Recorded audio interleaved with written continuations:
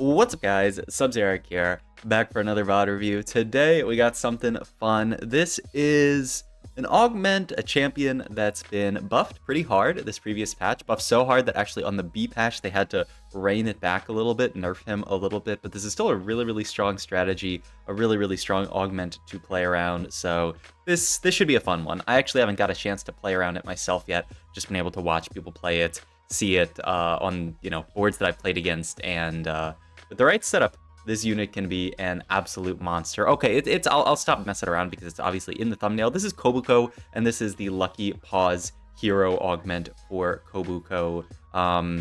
Yeah, we'll see when we pick it up here, but it basically turns Kobuko into a monster that not only is just potentially a carry in its own right, but also farms you gold. So if you can get the Kobuko online really early, you will be doing very well. And yeah, we see 2-1 here, Lucky Paws as a selection. If you guys haven't seen this augment before, it gives you a 2-star Kobuko, so you already start with that. And it also makes your Kobuko's ability deal, it's actually 250% more damage. This was right before the B patch. And then if it kills an enemy, it drops gold 100% of the time. So theoretically, if you can have Kobuko like killing the entire board, you can have him absolutely just farming. And so this is, oh, by the way, I didn't mention, but this is Snooty Boo. This is a European player who has done well in tournaments.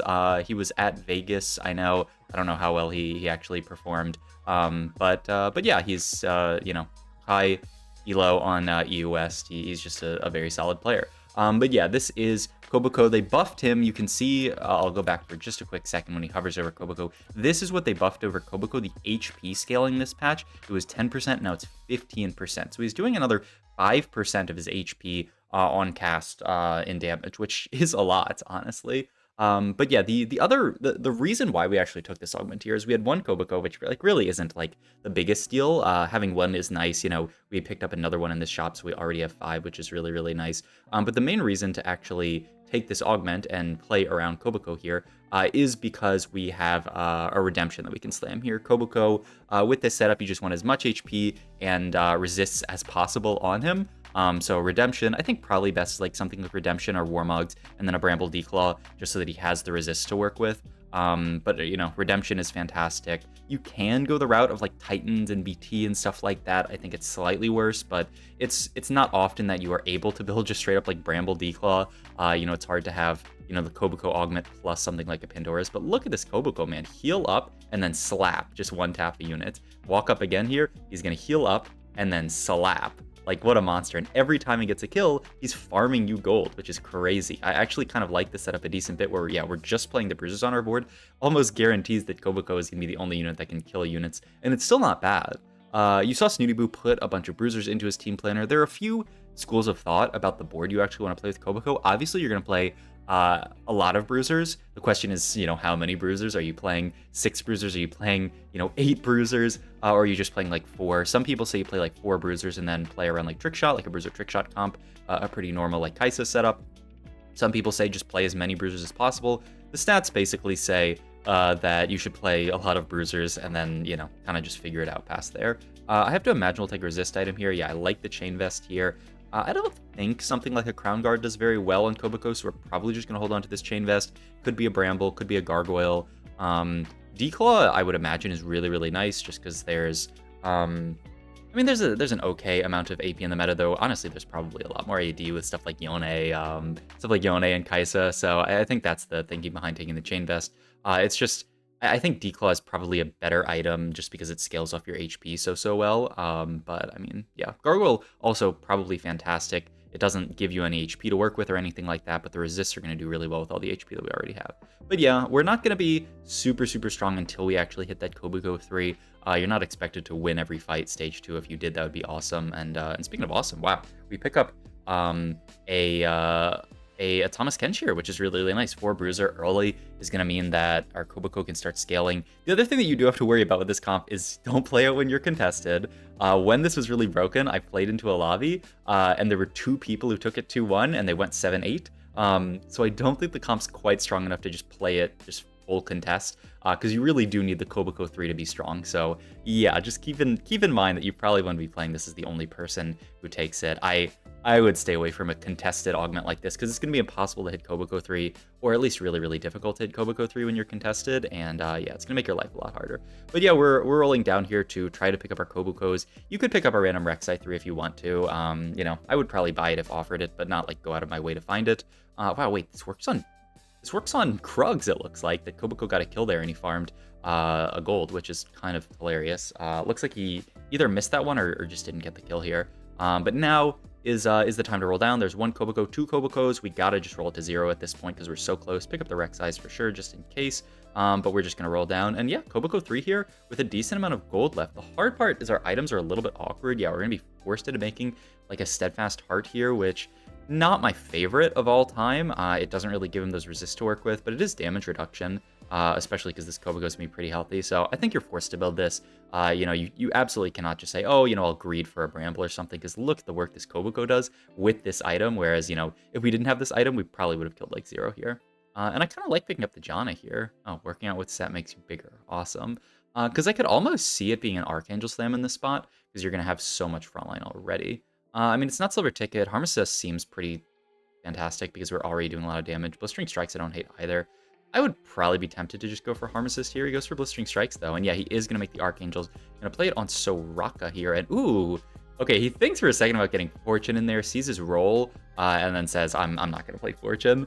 I think it's a little bit much to try to play Fortune here with a Kobuko 3 who's going to be winning you some fights. So yeah, I probably wouldn't go for it. But yeah, Blistering Strikes here. I mean, the heal cut is definitely solid.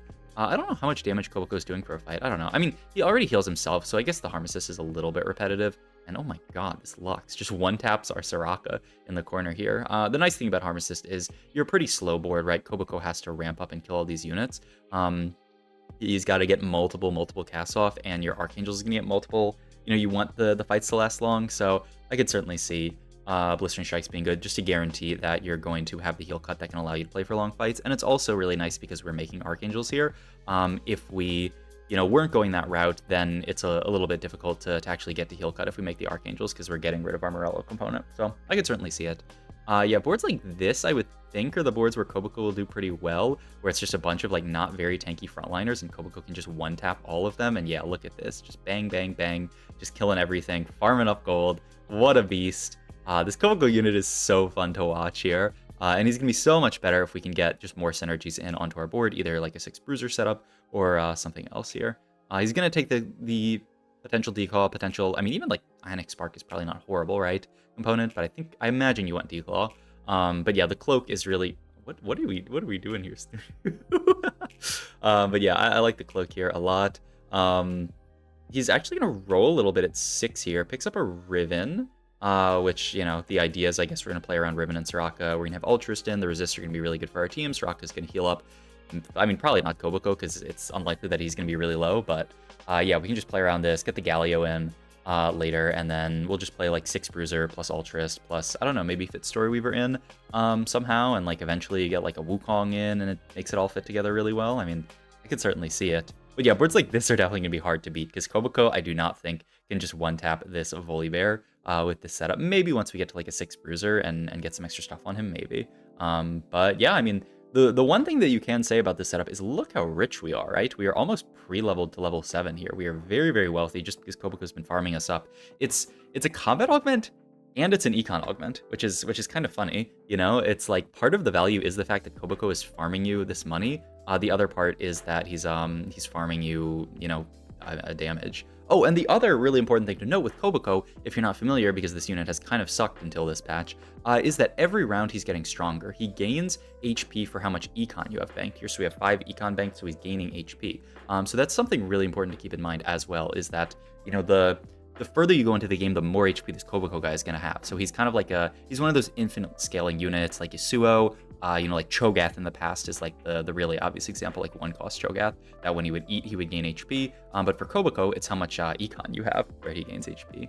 A little bit kind of sus items, honestly. Definitely not the best. Yeah, you're going to have to make something like you might have to make something like a GSBT here. Or you can just try to greed for a declaw here. Looks like Snooty Boo is someone who really likes to not greed items, which I really respect. I think that's, you know, the hallmark of a good player is not being too afraid to slam items here. And BT's not bad, right? It's got that max health shield that you get. It's going to give Kobuko some more healing. So I like getting a final item here. And yeah, I mean, Snooty Boo turns what I would say are like pretty meh items into pretty reasonable slams here with the GS and the BT, which I love. Ooh, Augment-wise here, I mean, you could take Ultrist Crest for just more Ultrist, and then go for like 4 Ultrist later. Yeah, I like this a good bit. Yeah, just throw it on anyone, really. Tom Kench will do a little bit of damage, I guess, for the Ultrist, but it really doesn't matter that much. Then yeah, at this point, we're looking to potentially level, like I said, yeah, I think our max cap, I mean, there's stuff like Wukong, Rakan, that we're probably going to look at getting in later. You could play like the Zyra for the Story Weaver, and then like Zyra fits well in with Wukong, so it would be, you know, like Wukong in at 9, and then we never play 4 Ultrist. I don't know. We'll certainly see what the board ends up being, but I like this setup a good bit. It'd be cool to get to a Soraka 3, but we're just so far off of that. She could be a really nice duo carry here, but it's probably not in the cards. Ooh, Lyssandra's an interesting unit. She doesn't really do anything on this board, other than like maybe farm some items or something. But I mean, she certainly doesn't seem bad. I'm trying to think if we fit Story Weaver in. I guess we would go attack speed here. We already have the AP. I guess you could go Shred as well, now that I think about it. We don't have any form of Shred on this board, and just getting the MR Shred would be pretty nice. So yeah, I guess it's either attack speed or Shred. You could probably get to a Spark at some point, or a Static Shiv this game, so I guess it depends on what component we get off Carousel. If we get a potential Shred component, we don't really have to care too much about going Shred, and the Shred on Kale is like pretty mediocre. But look at this Kobuko, man. Just walk around the board, killing everybody, and he's still scaling up, right? Every round he's getting a little bit stronger. Ooh, I mean, that's a Rakan with a cloak. I feel like you would absolutely take that if you can. And wow, we're going to get it. That is huge. That can be our 4th Ultrist. That's a big jump in armor and MR for our entire team. And it's just a good unit. And it's a Shred component, right? If we get a Rod, we can make an Ionic Spark here. So yeah, you have to imagine we're going to level for this here. We're still so rich, man. Look at this. 45 gold, level 8 here, making a ton of econ. You could consider, I mean, we're probably going to farm 2 gold, so it might be fine. But you could consider like open selling. Oh wow, he's gonna open sell the Galio actually. That's wild to me. That he's not interested in playing it on this board. I mean, I would always think about playing Galio over like Rek'Sai here, just because it's a much better unit. Also, we're gonna farm some gold here. I gotta imagine that play is a bit troll. I mean, maybe he wants to hit a 3-star Tom Kench or something, but we're still pretty far from that. I definitely think we should have held on to the Galio, but I don't know. Maybe there's some genius plan here where we don't even need Galio. Maybe Rek'Sai's better. I don't believe it, but we'll see. In any case, we are going 9 at this position. Our board is good enough already. We just go 9. Like I was talking about, like the Wukong's an idea just for Heavenly at this point, but we don't have like Sage in. Because we're playing the Rakan, we can't fit it all on 9. So I wonder what our next in is here. It could be a random Dragon Lord unit, I guess. Like I was saying, it could be Story Weaver. Yeah, there's a lot of stuff that you could do here. But look at this Kobuko, man. He's had so much time to scale. He is, like I said, a scaling unit. You know, it takes him time to get really strong. But now just look at him go, man. I guess there's also the possibility of cutting Soraka, but I don't think you would ever cut 4 Ultrist here. It's really, really nice stats on all of your units. So yeah, maybe we're leveling for just a random draw. I think Wukong's probably pretty solid. Maybe like like a Malphite would be kind of nice for the Heavenly resists, but it's a bit much. We have a remover here. We could actually make Declaw. Oh, we still really want to make Spark though. A little bit sad because it'd be lovely to make Declaw on Kobuko, but yeah, I think it does have to be Spark here. Like I was talking about, it's just such a good item. It could have gone on Rakan. He opts to put it on the Tom Kench here. Also, what is this person doing? All their ghostly stacks are so spread out. Like this, if there were ever a way for us to, like, this should be a horrible matchup for us, but if there were ever a way to win it, it would be if they spread all their ghostly stacks out. I think we're still, yeah, no, we are going to win this fight. I'm pretty sure this person, I mean, it's kind of hard to position against us because we have this huge long front line, but it's kind of troll. Artifact or support here? What's better? I would probably go support. There's a lot of good hits here. I think Randuin's would probably have been the best hit. Aegis is probably fine. You don't really want Shroud. You don't need HP. I don't think you want Zephyr that much. He goes for Shroud just for the... I mean, it's also a Shroud. It's not just the stats it gives. But yeah, I would have been tempted to just go for the Aegis here. It gives Armor and MR, which scales so well with all the HP that we have. Also, attack speed onto Soraka would be fantastic. But I mean, he just wants Shroud for the Shroud type effect. I mean, I can definitely respect it. I mean, best case there is definitely Randuin's. If you have Randuin's, you are hard chilling. Resists onto your entire team would have been so good. But can't always get what you want. But I mean, look at this board, man. Even if Kobuko like gets a little low in these fights, Soraka is like really good at at just keeping up with, what the enemy team wants to do. We actually went 9, and then he didn't actually roll it all here, and now he's gonna get a Hui on the board. Okay, I mean, Hui is gonna paint Soraka's. I don't really agree with this play, I will say. I don't think Hui is a very good unit anymore after the patch. I think he's just pretty mediocre after they nerfed him. And I think the stats that Wukong gives would be really, really nice on this board. The AP and attack speed, even just for Soraka, even for Kobuko, would be really nice. Whereas Hui, I don't think is going to do anything except paint you a Soraka. And I mean, maybe we'll get to Soraka 3 with this Hui, but I don't know. I think I would have actually looked at going fast 10 with how strong and how healthy we are and how much econ that we have. Yeah, I like a TG a good bit here. We're kind of running out of units to itemize. Are really running out of items. There's also JG, I guess, is an option for Soraka, which wouldn't be bad. Ooh, but now we can just TG, throw that on Rakan, and you are so happy with that. Yeah, the TG on Rakan, it actually rolls really good items. I mean, we already have the Blistering Strikes, so we don't need them roll that badly, but it makes sure that, like, even if there's a unit that we're not hitting, Rakan can Blistering Strike it. Ooh, I mean, this Shroud is fantastic. The downside is we threw our Ionic Spark into Narnia onto the other side of the board, which feels really, really bad. But I think this is a last-second swap from Snooty Boo.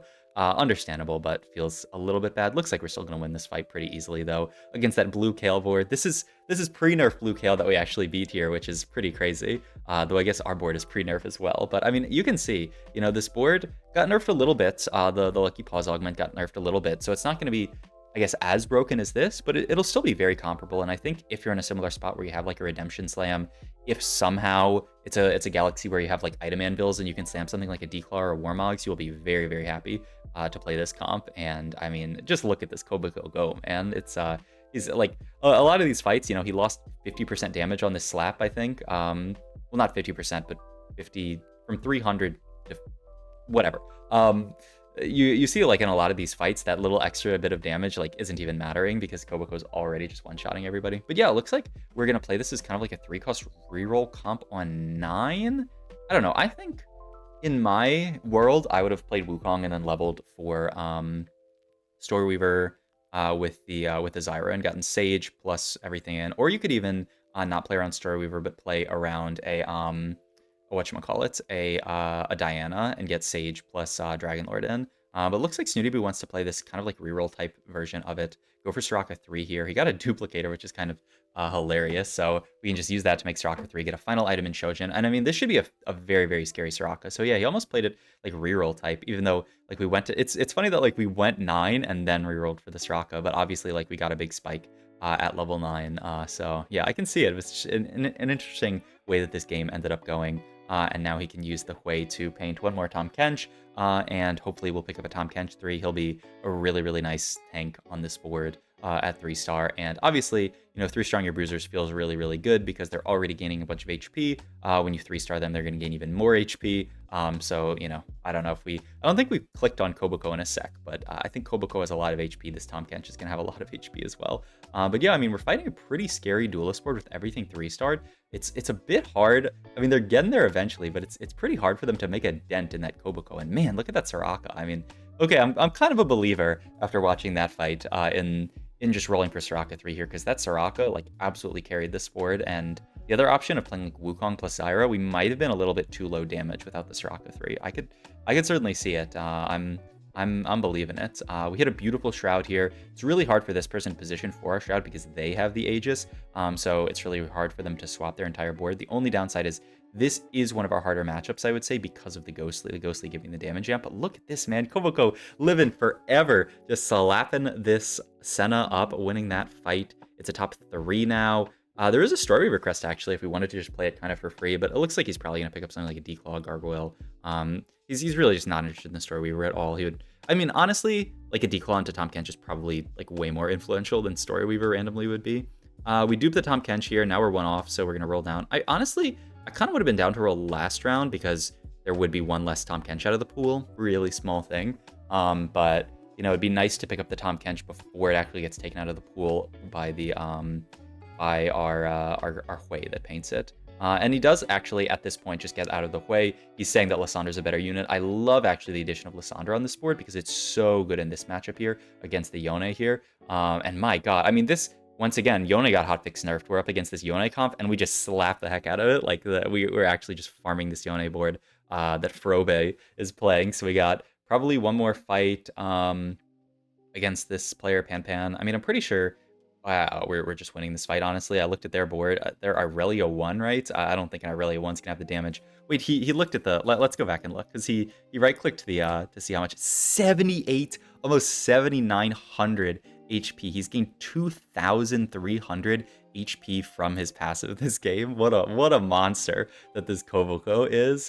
Yeah, nothing to say about this. But yeah, this is just a vertical duelist board. But without Irelia 2, and without... They do have heal cut onto the Trist and the Morello, but I would be surprised if this board can kill this Kobuko. And yeah, just look, he walks around the board, slaps everyone. One more slap is going to do it, and it's going to be the win for Snooty Boo. So yeah, this is a really, really cool comp. I did say it was hotfix nerfed a little bit, but I think this is absolutely still playable if you have a spot for it. It's going to look really good. It did not look like in that last fight that small nerf would have made a diff. I'm pretty sure we still would have won that fight. Would have swung a few fights, but you could certainly still see someone winning lobbies with this. And this wasn't even BIS, I would say. You know, the items were like fine. But yeah, hope you guys enjoyed this video. If you did, please like, comment, subscribe. Check out my Twitch and all my other links down below. I'll see you guys in the next video.